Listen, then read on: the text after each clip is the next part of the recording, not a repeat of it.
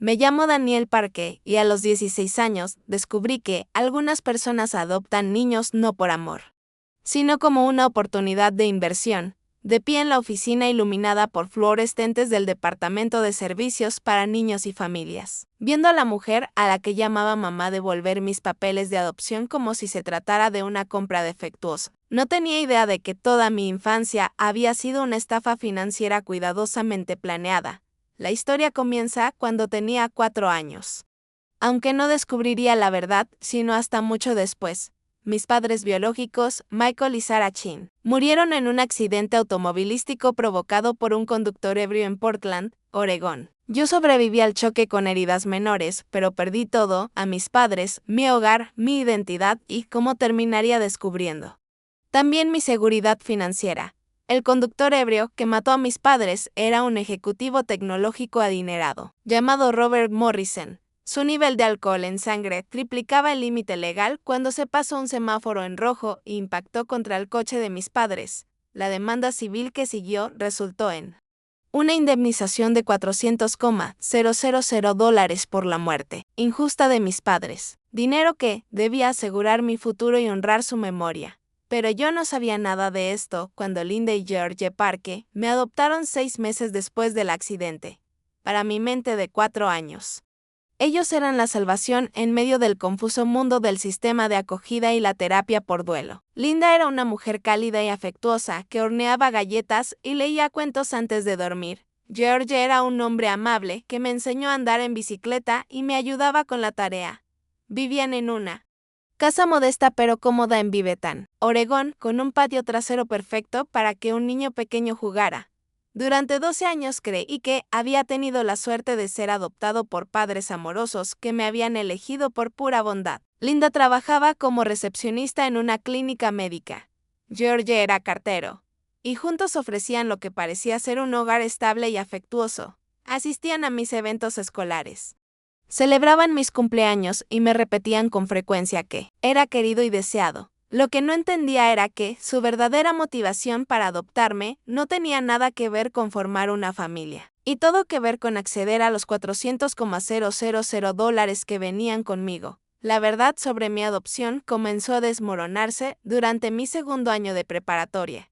Siempre había sido un buen estudiante. Pero a medida que se acercaba el proceso de postulación a la universidad, las conversaciones sobre mi futuro se volvían cada vez más tensas. Cuando expresé mi interés por asistir a la Universidad Estatal de Oregón para estudiar ingeniería, la reacción de Linda y George fue muy reveladora. La universidad es cara, dijo George. Evitando el contacto visual, quizá deberías considerar primero una universidad comunitaria o una escuela técnica. No todos necesitan una carrera de 4 años.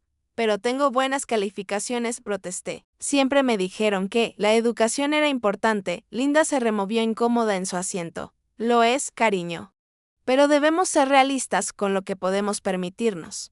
Su respuesta me desconcertó. Si bien no éramos ricos, siempre habían cubierto mis necesidades.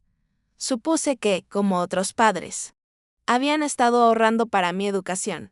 Su repentina preocupación por los costos me hizo pensar que algo había cambiado en nuestra situación familiar. La primera señal concreta de que algo andaba mal llegó una noche cuando escuché una fuerte discusión entre Linda y George en su habitación. Se suponía que debía estar dormido, pero sus voces atravesaban fácilmente las paredes delgadas de nuestra casa. No podemos seguir posponiéndolo, decía George. Tarde o temprano lo va a descubrir. No si tenemos cuidado, respondió. Linda, solo necesitamos que termine la preparatoria y después estará por su cuenta, y si empieza a hacer preguntas sobre la universidad, y si pide ver los estados financieros, ya se nos ocurrirá algo. Siempre lo hacemos. Apreté el oído contra la pared tratando de entender a qué se referían. ¿Qué iba a descubrir?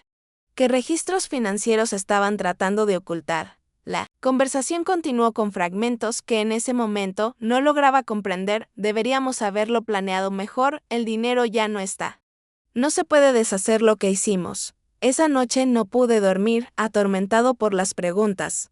Durante las semanas siguientes comencé a observar más de cerca el comportamiento de mis padres y la situación financiera de la familia. Detecté un patrón de compras costosas que no encajaban con su supuesta preocupación por el dinero. Linda conducía un Honda Civic relativamente nuevo que había comprado hacía 2 años. George había adquirido recientemente una motocicleta, Harley Davidson, que describió como una compra de crisis de mediana edad. Habían remodelado la cocina el año anterior, instalado un jacuzzi en el patio trasero y tomaban vacaciones anuales en Hawái. Todo lo cual parecía excesivo para una recepcionista médica y un cartero.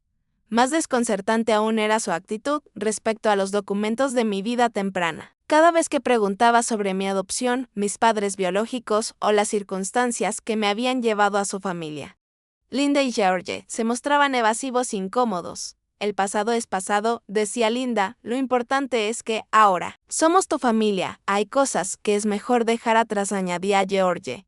Concéntrate en el futuro, no en lo que no puedes cambiar.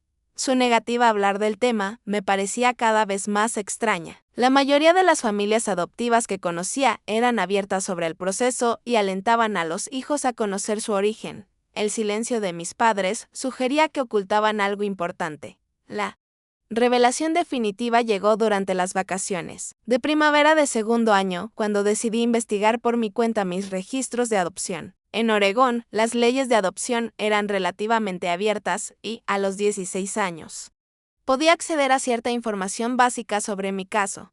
Le dije a Linda y George que pasaría el día en la biblioteca trabajando en un proyecto escolar. En realidad, tomé un autobús al centro de Portland y me dirigí a las oficinas del Departamento de Servicios Humanos. La trabajadora social que me atendió, la señora Ángela Rodríguez, fue comprensiva con mi deseo de conocer mis antecedentes. Me explicó que, si bien los registros completos estaban sellados hasta que cumpliera 18, podía proporcionarme algunos datos generales. Tus padres biológicos murieron en un accidente automovilístico cuando tenías 4 años, me dijo, revisando mi expediente. Fuiste colocado en un hogar temporal antes de ser adoptado por los Parque, 6 meses después. ¿Sabe algo sobre mis padres biológicos? Sus nombres. ¿A qué se dedicaban? La señora Rodríguez consultó sus notas. Michael y Sarah Chin. Tu padre era contador, tu madre era maestra. Vivían en el sureste de Portland. Se detuvo, mirando algo en el expediente que pareció preocuparle. ¿Pasa algo? Pregunté. Estoy notando algunas anotaciones inusuales en tu archivo. Hay referencias a una demanda civil y a fondos de un acuerdo. Pero los detalles están en documentos sellados. Mi corazón empezó a latir con fuerza. ¿Qué tipo de acuerdo?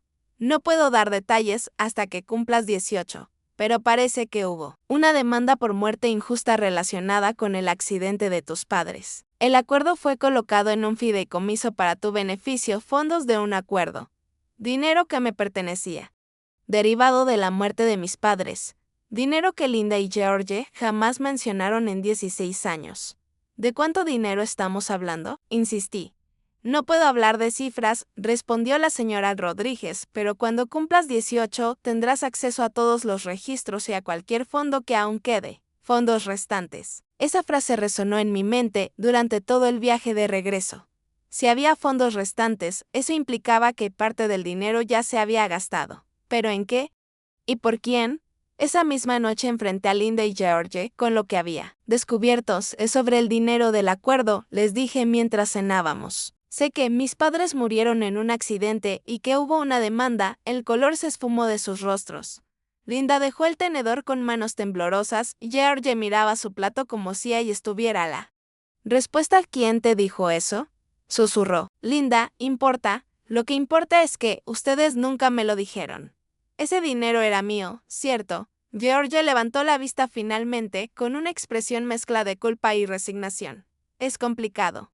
Daniel, ¿cómo puede ser complicado? ¿O hay dinero que me pertenece o no lo hay? Linda trató de tomarme la mano, pero la retiré. Cariño, usamos ese dinero para criarte, para cubrir tus necesidades durante todos estos años. ¿Qué quieres decir con que lo usaron? El acuerdo fue de $400,000, dijo George en voz baja. Se colocó en un fideicomiso con nosotros como fiduciarios para usarlo en tu cuidado y educación. Sentí que el suelo se desmoronaba bajo mis pies. $400,000. Una suma que habría pagado universidad, posgrado y asegurado mi futuro. ¿Dónde está ahora? Pregunté. El silencio que siguió fue toda la respuesta que necesitaba. Su acabó, admitió Linda, lo gastamos. Con el tiempo, en tus gastos. Comida, ropa, atención médica, vivienda. Pero yo ya había hecho cálculos mentales. Incluso siendo generoso. Los gastos normales de un niño no justificaban haber gastado esa cantidad en 12 años. Salvo que hubieran contado sus lujos como mis gastos. ¿La remodelación de la cocina fue para mi beneficio? Pregunté con sarcasmo. El jacuzzi, tu coche, la moto de papá. Necesitábamos esas cosas para darte un buen hogar, dijo George a la defensiva. Todo lo hicimos por ti. Ustedes robaron mi dinero, dije, al fin comprendiendo la realidad. Me adoptaron para quedarse con la indemnización y luego la gastaron en ustedes mismos. Eso no es cierto, protestó Linda. Ya con lágrimas, te amamos. Eres nuestro. Hijo, si me aman, ¿dónde está el fondo universitario? ¿Dónde está el dinero que debía asegurar mi futuro? Ninguno pudo responder. Las semanas siguientes fueron las peores de mi vida. Las personas en las que más confiaba me habían traicionado, de la forma más cruel. Habían construido su cómoda vida sobre el dinero manchado por la muerte de mis padres. Pero más allá de la traición económica, fue el golpe emocional lo que más dolió. ¿Alguna vez me amaron realmente? ¿O solo fui su boleto a la estabilidad financiera? Comencé a investigar todo lo que pude sobre fraude en adopciones y mala gestión fiduciaria. Lo que descubrí me revolvió el estómago.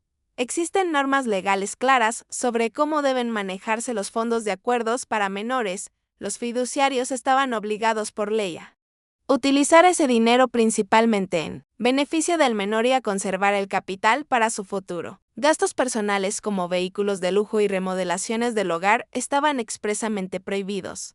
Linda y George no solo habían gastado mi dinero, habían violado sus deberes legales como fiduciarios y, posiblemente, cometido fraude criminal. Cuando los enfrenté con esta información, su respuesta no fue de arrepentimiento, sino de defensa y control. Estás siendo un mal agradecido, dijo Linda durante una de las discusiones más intensas.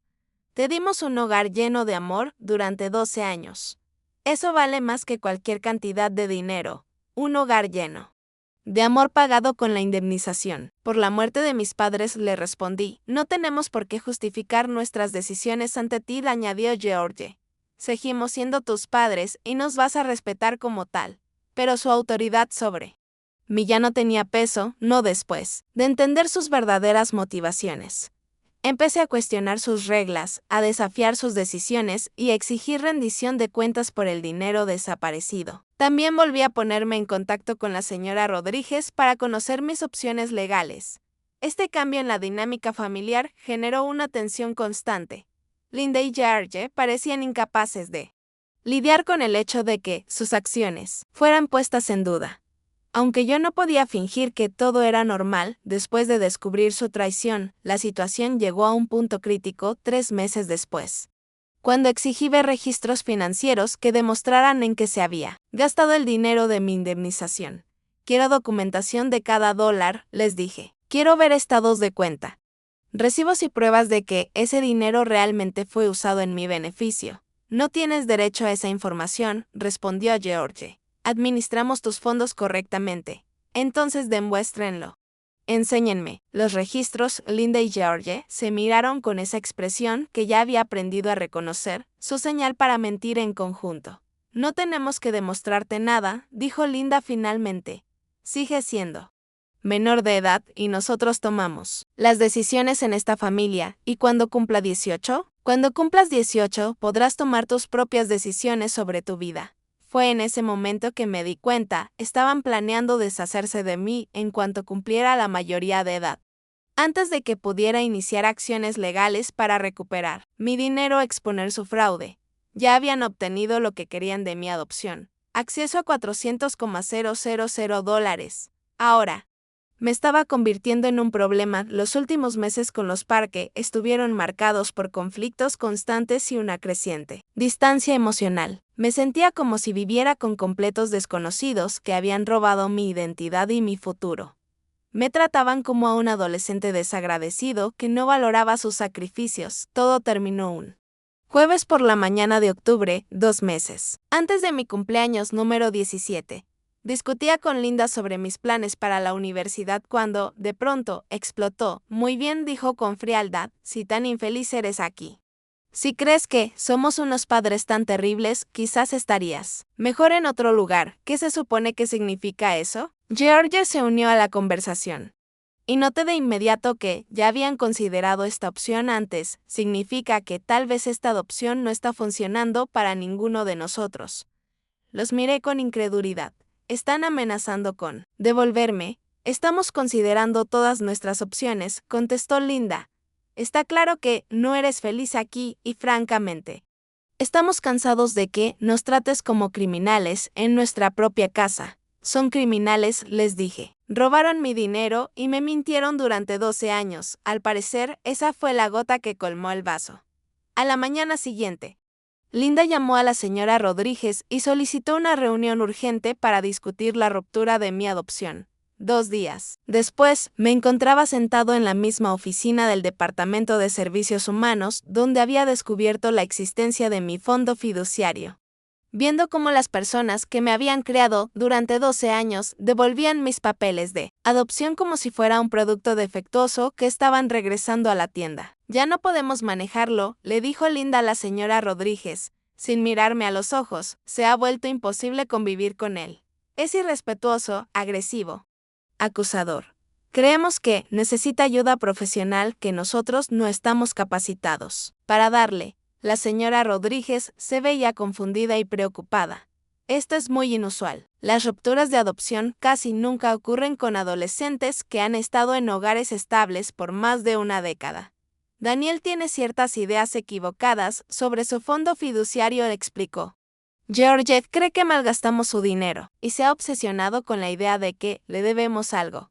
Ideas equivocadas. No pude quedarme callado. Ustedes mismos admitieron que gastaron los $400,000 en ustedes, dije.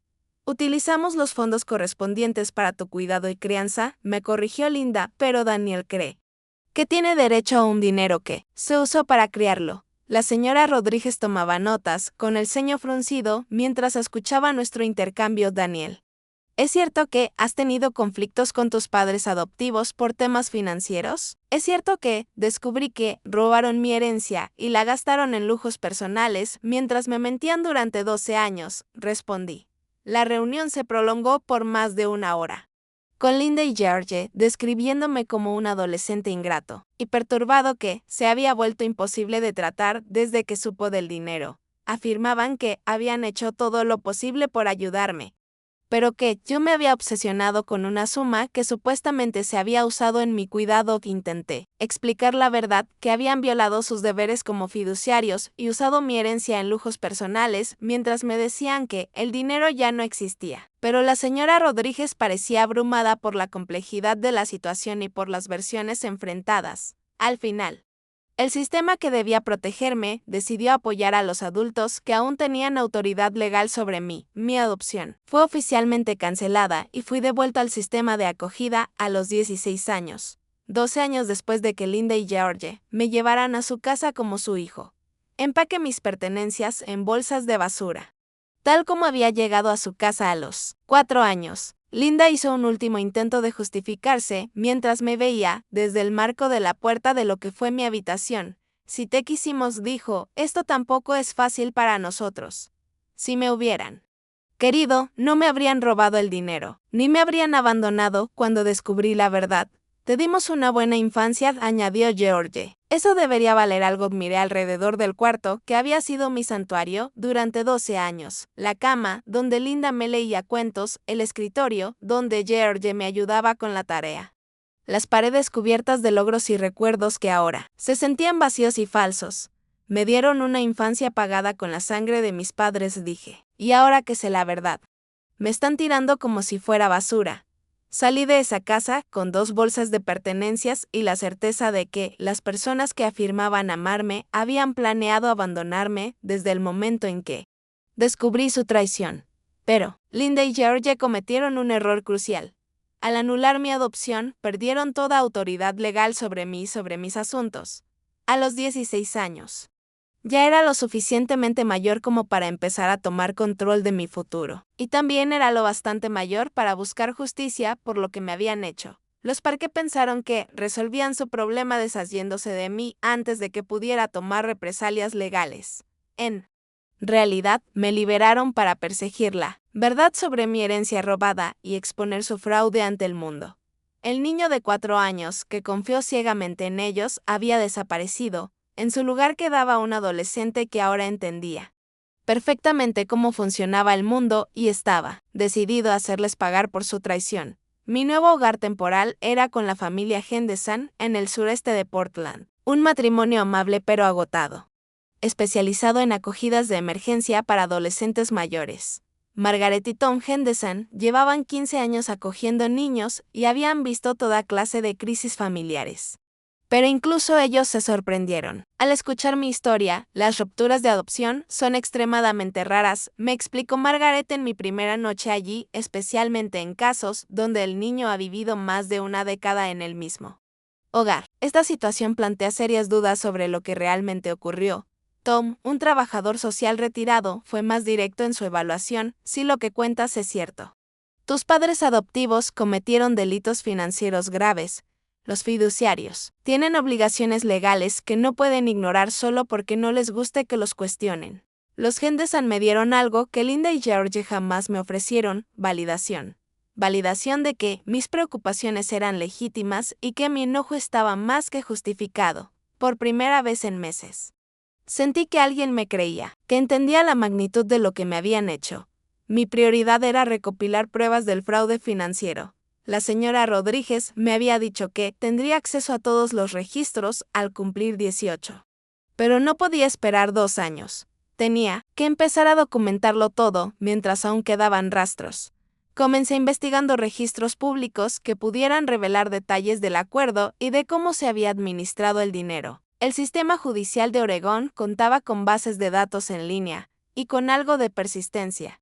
Logré encontrar la demanda por homicidio culposo presentada en nombre de mis padres biológicos. Leer esos archivos fue devastador. El informe policial describía cómo Robert Morrison, intoxicado y manejando a una velocidad excesiva, se pasó una luz roja e impactó el Honda Accord de mis padres. Mi padre murió al instante por un traumatismo craneal severo. Mi madre sobrevivió lo suficiente para ser llevada al hospital, pero falleció durante una cirugía de emergencia. Yo sobreviví porque iba en una silla infantil en el asiento trasero, protegido por las medidas de seguridad del auto y por los cuerpos de mis padres que absorbieron el impacto. Según los informes médicos, sufrí una fractura en el brazo y varios moretones, pero sin daños físicos permanentes. La demanda posterior fue bastante clara: el nivel de alcohol en la sangre de Morrison era 0.24, 3 veces el límite legal. Había estado bebiendo en un evento corporativo y decidió conducir pese a que se le ofreció transporte alternativo. Su aseguradora decidió llegar a un acuerdo rápidamente para evitar un juicio público que pudiera generar aún más mala prensa. El acuerdo establecía que $400,000 serían colocados en un fideicomiso a mí nombre, con mis padres adoptivos como fiduciarios responsables de administrar esos fondos para mi cuidado, educación y bienestar futuro. El dinero debía invertirse de forma conservadora y preservarse principalmente para mi uso en la adultez. Lo más importante era que los fiduciarios tenían la obligación legal de mantener registros detallados de todos los gastos y presentar informes contables anuales ante el tribunal. Dichos informes debían documentar con precisión cómo se había gastado cada dólar y demostrar que el dinero se utilizaba de manera adecuada. Solicité copias de esos informes anuales en la oficina del secretario del tribunal, esperando encontrar pruebas de la mala gestión financiera de los Parque. Pero lo que descubrí fue aún más condenatorio. Jamás se había presentado ningún informe durante 12 años. Linda y George habían estado legalmente obligados a documentar el uso del dinero de mi indemnización y entregar esos informes para su revisión judicial. No habían entregado nada, ni registros de gastos, ni estados de inversión, ni contabilidad de ningún tipo. No se trataba de una simple negligencia administrativa. Era una violación deliberada de los deberes que les habían sido impuestos como fiduciarios, y sugería, además, que sabían que sus gastos no resistirían el más mínimo escrutinio con esa información en mano. Contacté a los servicios de asistencia legal de Oregón para explorar mis opciones. Mi caso fue asignado a la abogada Sarah Kim, especialista en abuso financiero a personas vulnerables y mala conducta fiduciaria. Con experiencia en situaciones similares, este es uno de los casos más claros de fraude fiduciario que he visto, me dijo tras revisar la documentación que había reunido. Tus padres adoptivos tenían obligaciones legales específicas que ignoraron por completo mientras gastaban tu dinero en lujos personales. ¿Y qué podemos hacer al respecto? Varias cosas, respondió. Primero, podemos presentar una moción ante el tribunal para destituirlos como fiduciarios y exigir una contabilidad completa de los fondos faltantes. Segundo, podemos iniciar una demanda civil para recuperar el dinero robado. Tercero, dependiendo de lo que descubramos, podríamos tener base para presentar cargos penales. Sarah me explicó que la legislación de Oregón ofrecía fuertes protecciones para los beneficiarios de fideicomisos, especialmente cuando los fiduciarios violaban sus obligaciones.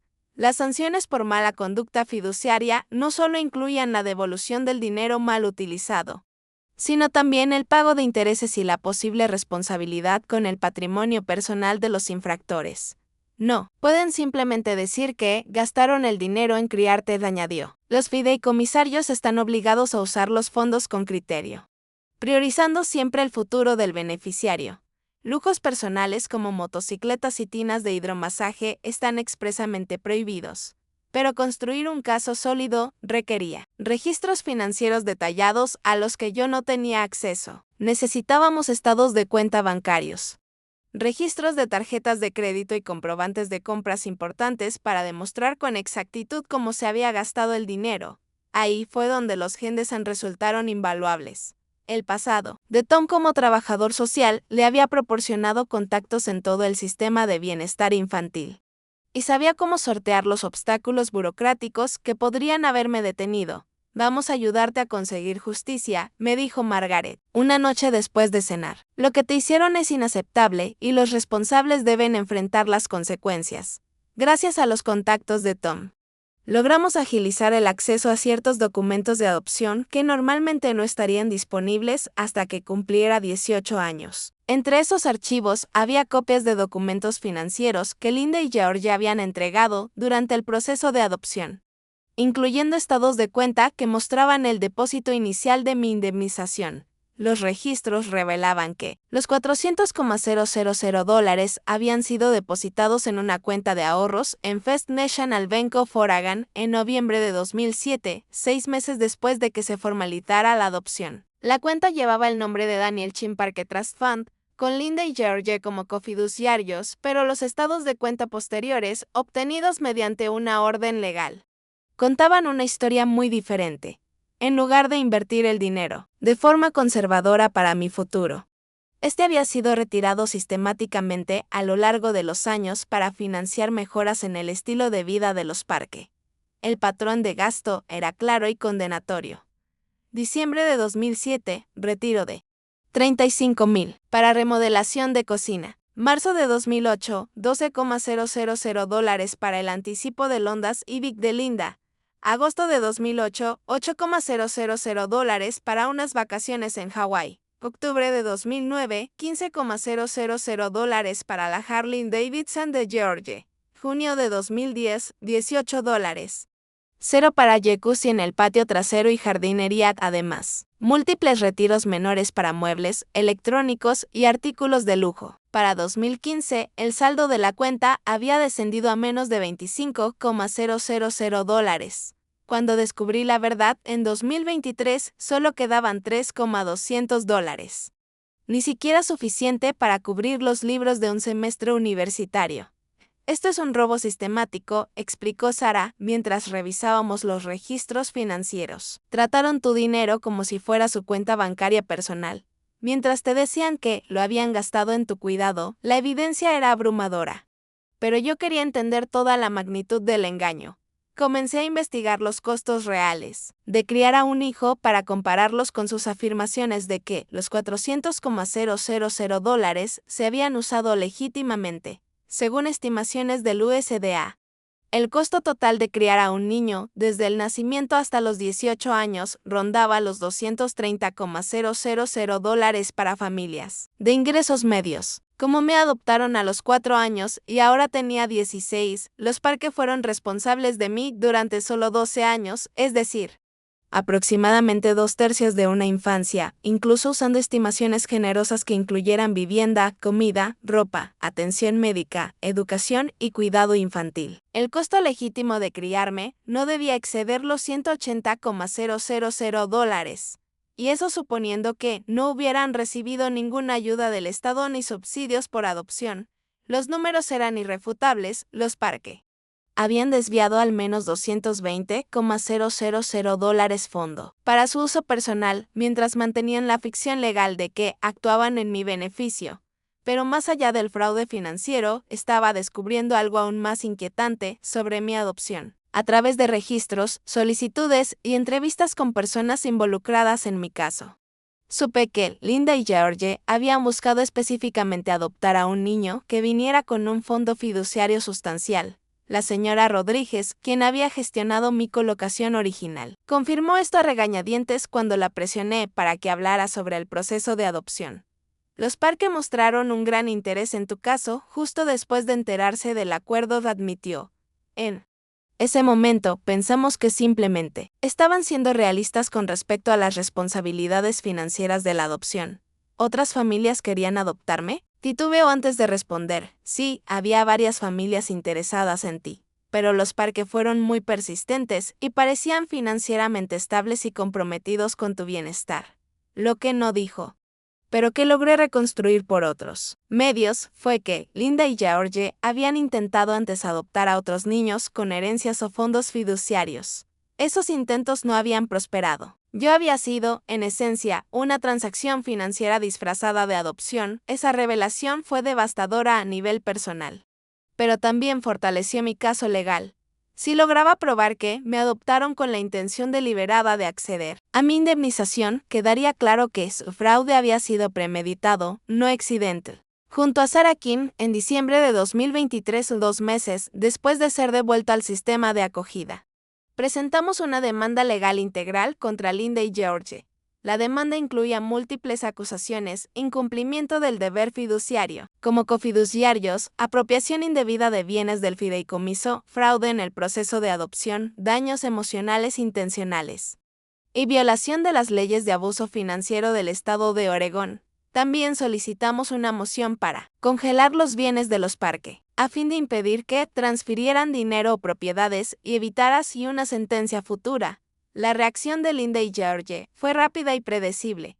Contrataron a un abogado costoso y alegaron que todos los gastos del fideicomiso habían sido legítimos y necesarios para mi crianza. Se presentaron como padres abnegados que habían sacrificado todo por mí y ahora eran atacados por un adolescente desagradecido que no comprendía los verdaderos costos de criar a un hijo. Su abogado, Robert Walsh, presentó una moción para desestimar nuestra demanda, argumentando que el plazo de prescripción ya había vencido y que mis reclamos estaban impedidos porque Linda y George habían actuado de buena fe como mis tutores legales. Pero Sarah ya anticipaba esas defensas. El plazo legal no comenzaba a correr hasta que se descubriera el fraude, lo cual había sucedido apenas unos meses atrás, y el argumento de la buena fe quedaba invalidado por su incumplimiento de presentar informes obligatorios y por el uso sistemático del dinero del fideicomiso. Para lujos personales, más importante aún, teníamos pruebas de que su fraude continuaba. Tan recientemente como en 2022, habían retirado dinero del ya agotado fideicomiso para cubrir el mantenimiento de la motocicleta de George, alegando que era un gasto de transporte necesario para mi cuidado. El tribunal programó una audiencia para febrero de 2024 con el fin de considerar tanto nuestra moción de congelamiento de bienes como la moción de desestimación de la defensa. En preparación para esa audiencia, Sarah organizó el testimonio de expertos financieros que explicarían cómo deben manejarse legalmente los fondos fiduciarios y por qué la conducta de los Parker era inexcusable. pero yo no quería. Simplemente, ganar en el plano legal.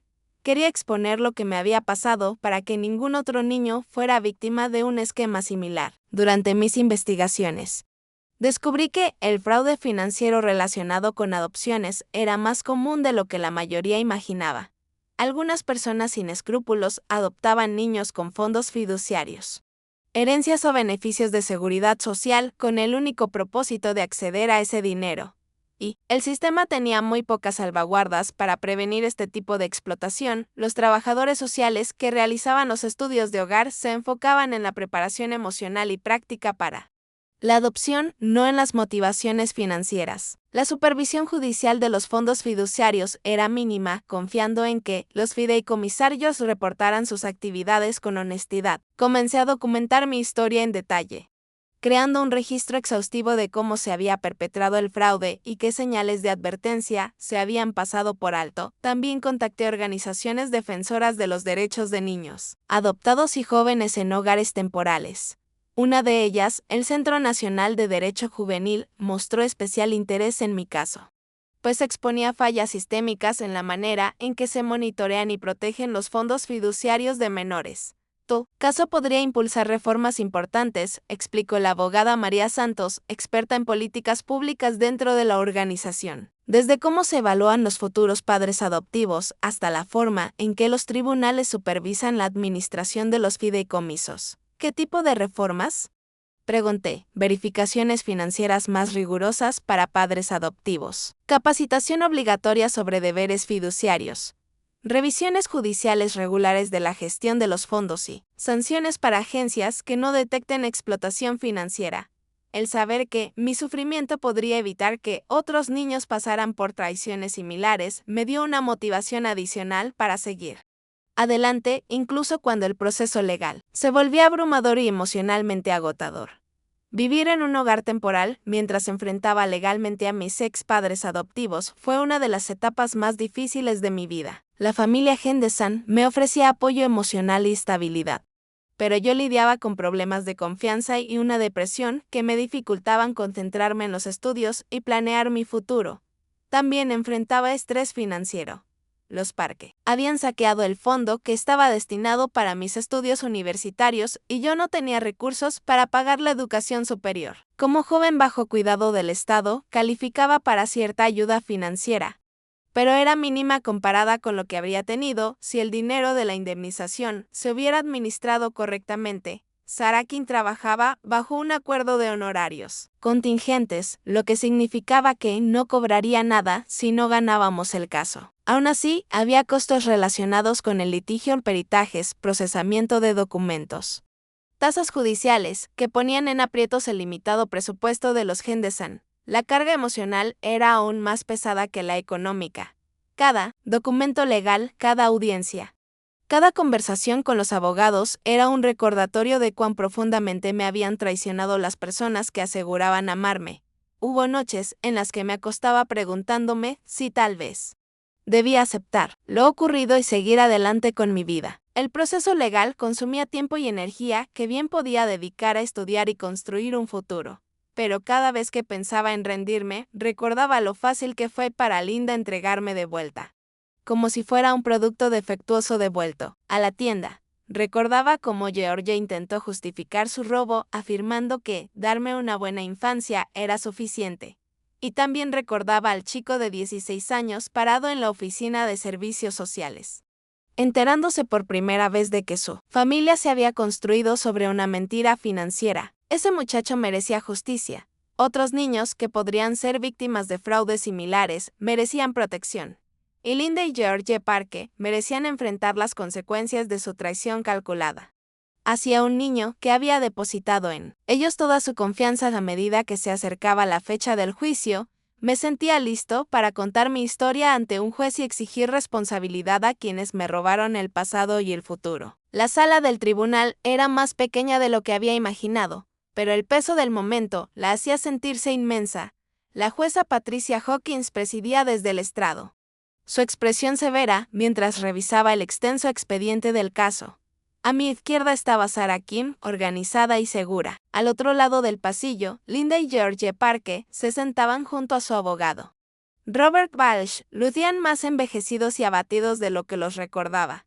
Era la primera vez que veía a mis antiguos padres adoptivos desde el día en que me devolvieron a servicios sociales. 4 meses atrás, Linda lanzaba miradas ocasionales en mi dirección, tal vez con algo de remordimiento, mientras George mantenía la vista fija al frente, con la mandíbula apretada en esa expresión terca que conocía tan bien desde la infancia. Este es un caso complejo que involucra acusaciones graves de mala conducta fiduciaria y explotación financiera de un menor, comenzó la jueza Hawkins. He revisado la evidencia preliminar y debo decir que la documentación plantea preguntas preocupantes sobre la administración del fondo fiduciario del demandante. Sara se puso de pie para presentar nuestro caso. Su voz era firme y clara al exponer las pruebas que habíamos reunido. Su señoría. Este caso representa uno de los ejemplos más escandalosos de fraude fiduciario que he visto en mi carrera. Los demandados adoptaron a Daniel Chin Park específicamente para acceder a los $400,000 de su indemnización por la muerte de sus padres. Luego, durante 12 años, se apropiaron sistemáticamente de ese dinero, alegando que lo utilizaban para su cuidado. Presentó una cronología del gasto de los Parke, con registros bancarios, recibos de compras y fotografías de los artículos de lujo adquiridos con mi dinero. La evidencia demuestra que los demandados gastaron más de $220,000 del fondo fiduciario en lujos personales, como remodelaciones, motocicletas, jacuzzis y vacaciones costosas. Al mismo tiempo, no presentaron ni un solo informe contable obligatorio durante 12 años, incumpliendo las órdenes judiciales que les exigían rendir cuentas. La jueza Hawkins examinó los documentos financieros con evidente inquietud. Señor Balch, ¿cómo explican sus clientes estos gastos? Robert Balch se levantó con evidente incomodidad, sabiendo lo difícil que era defender lo indefendible. Su señoría. Mis clientes mantienen que todos los gastos fueron legítimos y necesarios para brindar a Daniel un hogar amoroso y una crianza adecuada. Criar a un niño requiere inversiones importantes en vivienda, alimentación, transporte y actividades familiares. Señor Balch, interrumpió la jueza, aquí veo gastos como una motocicleta de $15,000, una remodelación de cocina de $35,000 y múltiples vacaciones de lujo. ¿Cómo benefician estos gastos al menor? La motocicleta proporcionaba transporte confiable para actividades familiares. La cocina mejoró el entorno del hogar donde se criaba a Daniel. Las vacaciones fomentaban la unión familiar. Sara se levantó para replicar, su señoría. Los fiduciarios tienen obligaciones legales específicas que no se satisfacen con justificaciones creativas. Los fondos fiduciarios deben ser administrados primordialmente para el beneficio futuro del menor, no transformados en mejoras de vida para quienes los gestionan. Presentó entonces el testimonio de la doctora Amanda Faste, experta financiera que había analizado los patrones de gasto de los Parke con base en cálculos estándar de crianza infantil. La doctora explicó que los gastos legítimos para criar a Daniel entre los 4 y los 16 años debían rondar entre $140,000, incluyendo vivienda, alimentación, salud, ropa y educación. Los demandados gastaron más del doble de esa cifra, destinando el exceso únicamente a lujos personales que no aportaban ningún beneficio al menor. Pero el testimonio más devastador fue el de la señora Rodríguez, la trabajadora social que gestionó mi adopción, bajo juramento. Reveló detalles sobre el proceso de adopción que se me habían ocultado durante años. Los demandados hicieron preguntas específicas sobre niños que contaran con fondos fiduciarios o acuerdos económicos. Testificó con visible incomodidad. Mostraron un interés particular en el caso de Daniel tras conocer el monto de su indemnización. En ese momento lo interpretamos como responsabilidad financiera. Pero ahora parece claro que sus motivaciones eran otras. La jueza Hawkins se inclinó hacia adelante.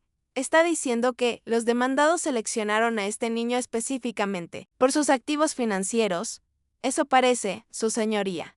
También habían preguntado anteriormente por otros niños con herencias, pero esas colocaciones no prosperaron. Escuchar esa verdad bajo juramento, aunque ya la sospechaba, fue como recibir un golpe en el pecho. Saber que había sido elegido por mi dinero y no por amor me destrozó de nuevo.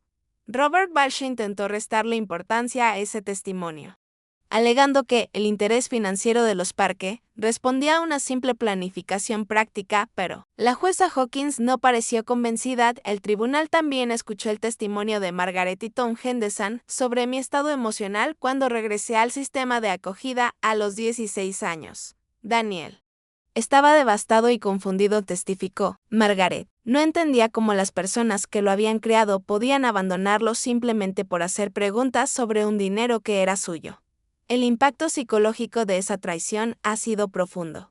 Cuando llegó el turno de Linda y George para testificar en su defensa, sus respuestas fueron débiles y contradictorias. Linda subió al estrado visiblemente nerviosa, mientras Sarah la interrogaba sobre gastos específicos del fondo fiduciario. Señora Parke, ¿puede explicar cómo la compra de una motocicleta de $15,000 benefició el cuidado y la crianza de Daniel y George? Necesitaba transporte confiable para llevar a Daniel a sus actividades y citas. Pero la familia ya tenía 2 vehículos, ¿correcto? Sí. Pero la motocicleta era un vehículo recreativo que Daniel no podía utilizar por razones de seguridad. Linda titubeó. Era para uso familiar. ¿Consideró en algún momento que gastar el dinero de la herencia de Daniel en artículos de lujo podría ser inapropiado? Todo lo que hicimos fue para darle a Daniel un buen hogar, incluido el jacuzzi de $18,000 que instalaron en su patio trasero. Era para el disfrute y la relajación de la familia pagado, con dinero destinado a asegurar el futuro de Daniel. La compostura de Linda comenzó a resquebrajarse. Amábamos a Daniel. Todo lo que hicimos fue por amor. El testimonio de George fue aún peor. Al ser confrontado con el patrón sistemático de gastos, se volvió defensivo y agresivo. Señor Parke, ¿por qué nunca presentó los informes contables anuales obligatorios al tribunal? No sabíamos que teníamos que hacerlo. Sarah le presentó a George copias de las órdenes judiciales que exigían explícitamente informes anuales. Estos documentos les fueron entregados cuando asumieron el rol de fideicomisarios. En ellos se establece con claridad su obligación de rendir cuentas, le indicó. George examinó los papeles, el rostro tenso. Debimos haberlo pasado por alto. Durante 12 años seguidos estuvimos ocupados criando a un niño. Demasiado ocupados como para cumplir órdenes judiciales sobre la administración de su dinero. Administramos bien su dinero, respondió, visiblemente molesto.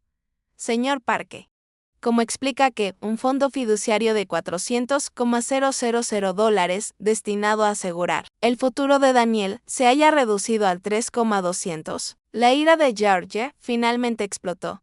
Le dimos a ese chico todo. Un buen hogar, comida, ropa, educación. Lo amamos como a un hijo. Si no puede valorar eso, si nos va a demandar por dinero. Tal vez cometimos un error al adoptarlo. La sala quedó en un silencio absoluto. La jueza Hawkins lo miró con evidente desaprobación. Está sugiriendo, señor Parke, que brindar cuidados básicos a un niño adoptado justifica robarle su herencia. George se dio cuenta de inmediato de que había cometido un error, pero ya era tarde. Aunque intentó corregirse, todos en la sala sabían que había dicho exactamente lo que pensaba. Tras concluir los testimonios, la jueza Hawkins pidió un receso antes de emitir su fallo. Me senté en el pasillo junto a Sarah y los Henderson, tratando de asimilar todo lo que acababa de escuchar. ¿Cómo crees que nos fue? Le pregunté a Sarah. Ellos mismos arruinaron su caso, respondió. Cuando George dijo que tal vez habían cometido un error al adoptarte, básicamente admitió que su amor dependía de que tú agradecieras su robo. 20 minutos después, regresamos a la sala para escuchar el veredicto.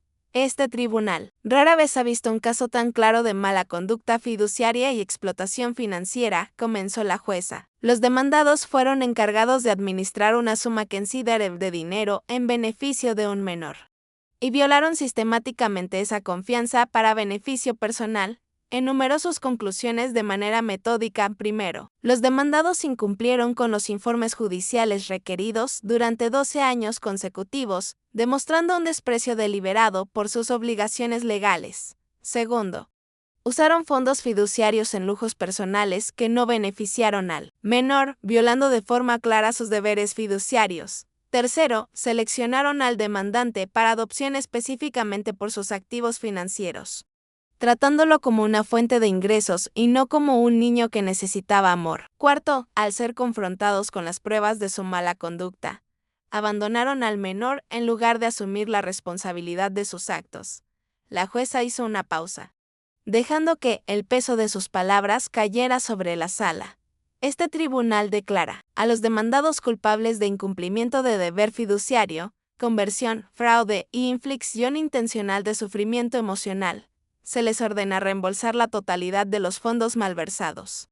Más intereses y sanciones, totalizando 547,000, sentí una oleada de alivio mezclada con una profunda reivindicación. La jueza había comprendido lo sucedido y responsabilizaba a Linda y George por sus crímenes, pero la jueza no había terminado, además.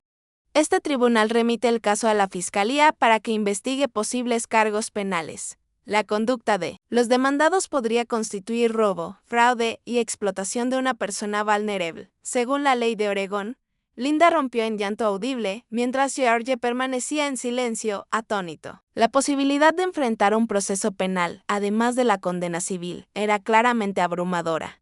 Asimismo, continuó la jueza. Este tribunal considera que la forma en que los demandados trataron al demandante tras descubrir el fraude fue especialmente reprobable. Abandonar a un niño por cuestionar el robo de su herencia demuestra una total ausencia de amor genuino o preocupación parental. Por primera vez en todo el proceso, me dirigió la palabra directamente Daniel. Quiero que sepas que lo que te ocurrió no fue tu culpa. Merecías padres que protegieran y cuidaran de tu futuro, no que lo explotaran en su propio beneficio. Este tribunal espera que el que se haya hecho justicia te ayude a sanar esta traición y a seguir adelante con tu vida.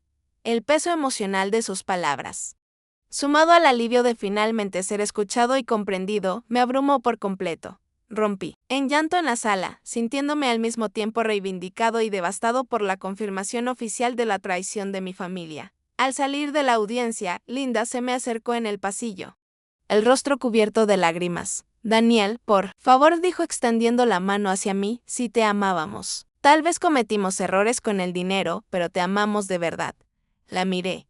Era la misma mujer que me leía cuentos antes de dormir, que me hacía pasteles en mis cumpleaños, que me consolaba cuando tenía miedo, pero también la que había saqueado mi herencia y me había abandonado al descubrirse la verdad. Si me hubieras amado, dije en voz baja, no habrías gastado la indemnización por la muerte de mis padres en lujos personales. Y definitivamente no me habrías desechado cuando descubrí la verdad.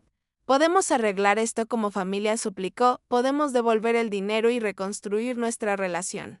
No somos una familia, respondí con firmeza, nunca lo fuimos. Solo fui una oportunidad financiera que ustedes explotaron durante 12 años. George se unió a la conversación, su expresión dura y desafiante incluso en la derrota, malagradecido. Empezó a decir. Pero Tom Henderson se interpuso entre nosotros. Ya bastan, le dijo con firmeza, le han hecho suficiente daño a este muchacho. Los Parker se alejaron para hablar con su abogado sobre la sentencia y los posibles cargos penales. Yo sentí una mezcla de emociones, justicia al fin alcanzada, pero también una herida que el veredicto no podía curar. 12 años de mentiras no se borran con un fallo judicial. Después del juicio, comenzaron nuevos retos. Los Parker afirmaron no tener activos suficientes para cubrir los $547,000.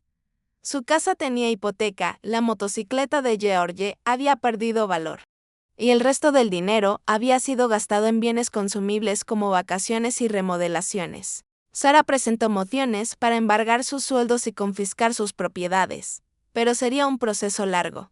Mientras tanto, yo seguía en el sistema de acogida con escasos recursos para mi educación universitaria o para el futuro. Sin embargo, la atención pública generada por mi caso atrajo el apoyo de organizaciones defensoras y donantes interesados en ayudar. El Centro Nacional de Derecho Juvenil estableció un fondo de becas con mi nombre para apoyar a otros jóvenes egresados del sistema de acogida a continuar sus estudios. Lo más importante es que mi caso impulsó reformas legislativas en Oregón, exigiendo una mejor supervisión de fondos fiduciarios de menores y un escrutinio más estricto sobre las motivaciones financieras de los padres adoptivos, 6 meses después del fallo. La fiscalía presentó cargos penales contra Linda y George por robo, fraude y explotación de una persona vulnerable. Finalmente se declararon culpables de cargos reducidos y recibieron una condena de 3 años de libertad condicional y servicio comunitario. Como parte del acuerdo, debían realizar pagos de restitución y asistir a terapia por delitos financieros. Además, fueron incluidos en un registro que les prohíbe adoptar o acoger niños en el futuro. En mi cumpleaños número 18, salí oficialmente del sistema de acogida. Pero permanecí cerca de la familia Henderson, quienes me habían brindado más amor genuino en 2 años que los Parker en 12. Margaret y Tom me ofrecieron quedarme con ellos mientras estudiaba en la Universidad Estatal de Portland, donde planeo especializarme en trabajo social. Mi objetivo es convertirme en defensor de niños en situaciones similares, luchando contra la explotación financiera de jóvenes vulnerables y ayudando a otros sobrevivientes a reconstruir sus vidas. El dinero recuperado de la indemnización, junto con becas y ayudas, me permitió estudiar sin la carga de deudas que podrían haber limitado mi futuro. Por fin pude usar el legado de mis padres con el propósito original, asegurar mi vida y honrar su memoria. 3 años después del juicio, recibí una carta de Linda Parker. Decía haber encontrado la fe durante la terapia y me pedía perdón por lo que llamó los errores de nuestra familia. La leí una sola vez y luego la destruí sin responder. Hay traiciones que son demasiado profundas para perdonar, y vínculos demasiado dañados por la mentira como para restaurarse. En lugar de mirar atrás, decidí construir una nueva vida basada en la verdad, la justicia y relaciones auténticas. Me gradué con honores, comencé a trabajar como defensor de la infancia y eventualmente fundé una organización para ayudar a jóvenes que, como yo, fueron explotados financieramente por sus propias familias. Aquel niño de 4 años que confió ciegamente en Linda y George Parker ya no existe. En su lugar hay un hombre que entiende que la verdadera familia no se define por papeles legales ni oportunidades financieras, sino por amor y protección genuinos. Mis padres biológicos murieron tratando de protegerme de un conductor ebrio. Mis padres adoptivos pasaron 12 años robando el legado que ellos me dejaron, pero al final se hizo justicia y pude construir una vida que honra tanto la memoria de mis padres como mis propios valores. A veces, las peores traiciones nos enseñan las lecciones más valiosas sobre la confianza, la resiliencia y la diferencia entre el amor real y la explotación calculada. ¿Alguna vez descubriste que alguien en quien confiabas te estaba explotando económicamente? ¿Cómo encontraste el valor para buscar justicia a pesar del costo emocional? Comparte tu historia en los comentarios. Si esta historia te conmovió, no olvides darle like y suscribirte para más relatos sobre cómo superar la traición y encontrar justicia. Recuerda, una familia verdadera protege tu futuro, no se lucra con tu vulnerabilidad. Gracias por acompañar a Daniel en su camino de víctima abandonada a defensor empoderado.